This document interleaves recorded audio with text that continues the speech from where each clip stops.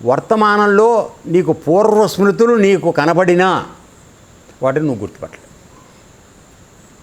ఎందుకని ఆ స్మృతులన్నీ కూడా ఆ శరీరంతోనే పోయినాయి. ఈ శరీరం కొత్త. దీనిలో ఎంతవరకు ఉన్నాయి అంటే కిందటి జన్మలో తీరని కోరికలు ఏవైతే ఉన్నాయో వాటివి మాత్రం ఉన్నాయి. పలక మీద మట్టి దాంతో గీత పెట్టినాడు, బండ గీత పెట్టినవి అవి ఏవైతే ఉన్నాయో అవి ఉన్నాయి అంతే, మిగతా అవి లేవు. తర్వాత ఆ స్వప్నాలు వచ్చినా తనకు నవీనం వల్ల అంటే కొత్తదిలా తోస్తుంది. అది ఎవరో మనం గుర్తుపట్టలేం. ఓకే. ఉద్ధవ, ఇంద్రియాలకు ఆశ్రయం మనస్సు లేక శరీరం. సో ఇప్పుడు మనం ఇంద్రియాల గురించి మాట్లాడుతున్నాం కదరా. ఇంద్రియాలు అంటే ఏంటమ్మా? ఇంద్రియాలు అంటే ఏంటిరా? కన్ను, ముక్కు, చెవి, నోరు, తక్కు, శరీరం, జ్ఞానేంద్రియాలు. ఈ ఇంద్రియాలకి అవి ఎక్కడుంటాయి? ఉంటే నీ శరీరం మీద, అంతే కదా, అవి అతుక్కునే ఉన్నాయి కదా శరీరంలోరా. అవి వెళ్ళేది ఎక్కడికి? నీ మనసు దగ్గరికి. బయట చూస్తాయి, తీసుకెళ్ళి నీ మనసుకు అందిస్తాయి.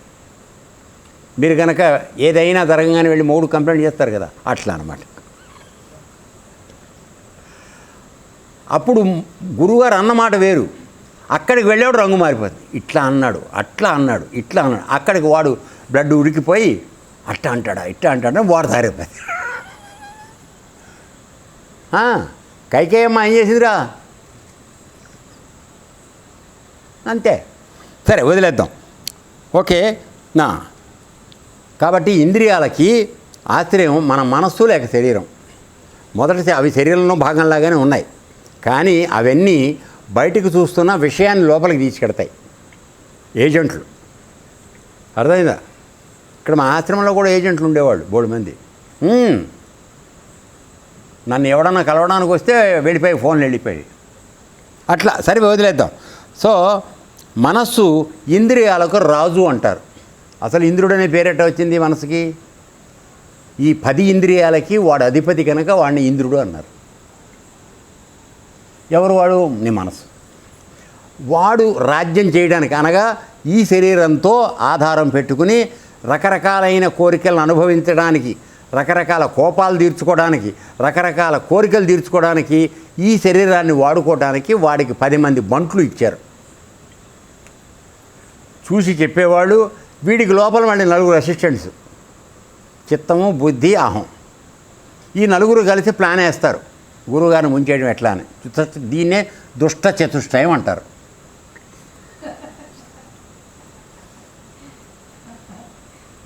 అర్థమైందా? 4 చేరారు, నీ కొంప కూల్చేశారని అర్థం, ఇంకేం అనుమానం లేదు.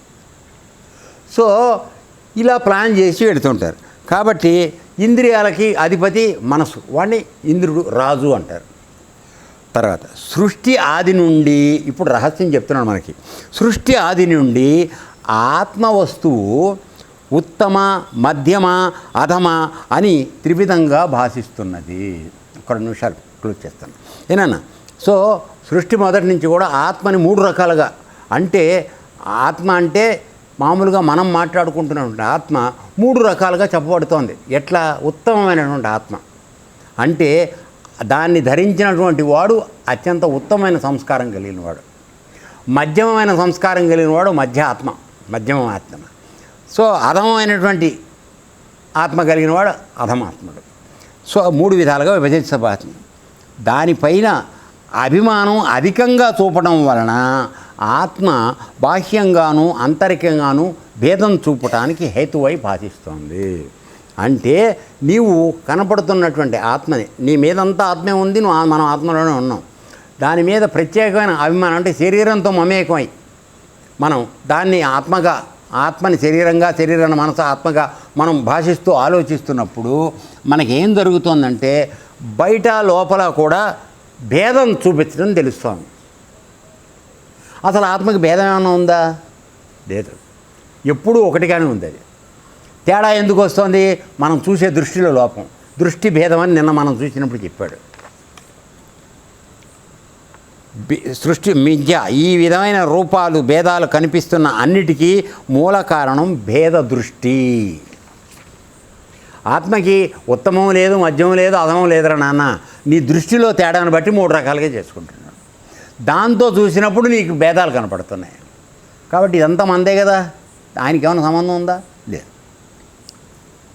దానికి ఉదాహరణ చెప్తున్నాడు. కుపుత్రుడికి తండ్రిలో మిత్ర భేదాలు పడచూపుతాయి కదా. ఒక దుర్మార్గుడైన కొడుకున్నాడు అనుకో, వాడికి తండ్రి దుర్మార్గుడుగాను కనపడతాడు, మంచి పుత్రుడు మంచివాడుగాను కనపడతాడు. చెడ్డ పుత్రుడికి రెండూ కనపడతాయి. ఎందుకని? వీడు అనుకున్న విధంగా తండ్రి చేసినప్పుడు మంచివాడు వాడు. ఇప్పుడు పార్టీకి వెళ్ళాలి, నేను పాయింట్ వెళ్ళి కూర్చోవాలి, ఏదే పర్మిట్ రూమ్కి వెళ్ళాలి కూర్చోమని 200 అడిగాడు అనుకో, పర్మిట్ రూమ్ వెళ్ళడానికి 200 ఇస్తే ఆ తండ్రి మంచివాడు. ఎరా నీకు పని లేదో పాట లేదో రూపాయి సంపాదించేది 200 ఇవ్వటం అన్నాడు అనుకో, నేను చంపేస్తా పట్టమంటాడు. అంటే అటువంటి వాడే కుపుత్రుడు. కుపుత్రుడు అంటే చెడ్డవాడు, సుపుత్రుడు అంటే మంచివాడు. అది చాలా తక్కువగా ఉంటుంది. ఓకే. సో ఈ కుపుత్రులు అనేవాడు ఎక్కువగా ఉంటారు. ఇప్పుడు ఈ కుపుత్రుడికి తండ్రిలో శత్రుడు మిత్రుడు రెండూ కనపడతాయి వాడికి. ఎప్పుడెప్పుడైతే వాడు అనుకున్న విధంగా తండ్రి ప్రవర్తించాడో వాడు మంచివాడు. తండ్రి వాడి మాట వినకుండా మంచిరా అని చెప్పాడు అనుకో, ఇప్పుడు నేను ఆశ్రమంలో చెప్పినట్టుగా, వెంటనే వాడు శత్రువు అయిపోతాడు.